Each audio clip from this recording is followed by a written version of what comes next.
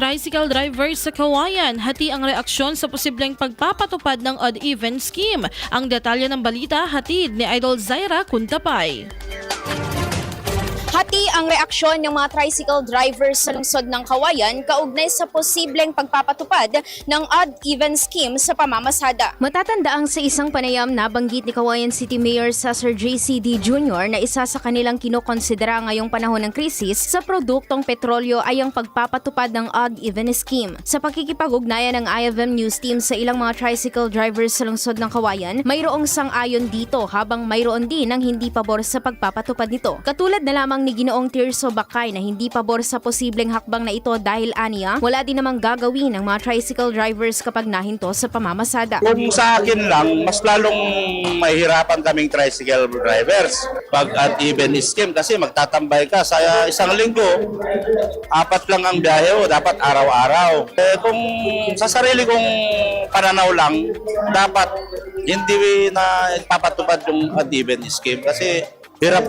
Pag-standby ka ng isang araw, anong gagawin mo maghapon? Sa akin lang yon pananaw. Ewan ko sa mga ibang kasamaan natin dyan. Hindi rin sang-ayon dito si Ginoong Emerson Bakay dahil naniniwala ito na kapag araw-araw ang pamamasada, kahit papaano ay may maiuuwi pa rin sa kanilang mga pamilya. Hindi aniya siya sang-ayon sa odd-even scheme lalo na at marami sa mga tricycle drivers ang walang ibang pagkakakitaan maliban sa pamamasada. Hindi ako agree din. Bakit ka mo?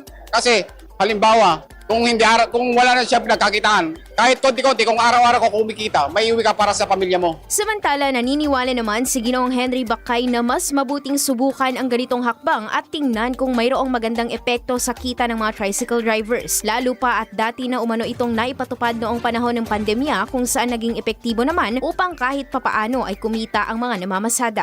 Depende sa kagustuhan ng karamihan. Siyempre, sumang-ayon ako kung ano yung gusto nila.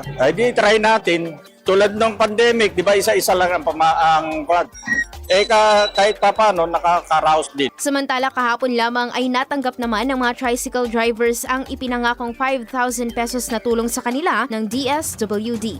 Idol, parang bumibilis ba ang pagtanda? Ang dahilan, humihina ang cell division ang pagpapalit ng bagong cell habang nagkakaedad. Natutuyo ang balat dahil sa paghina ng elasticity. Para mapigilan ito, mag-DTX 500 na. May antioxidants at vitamins, polyphenols at flavonoids na pumipigil sa collagen degradation. Sikreto sa pagiging young-looking mo. Para maging healthy, mag-DTX 500 palagi. Para sa IFM News, ako si Idol Zaira Kuntapay. Idol! IFM News.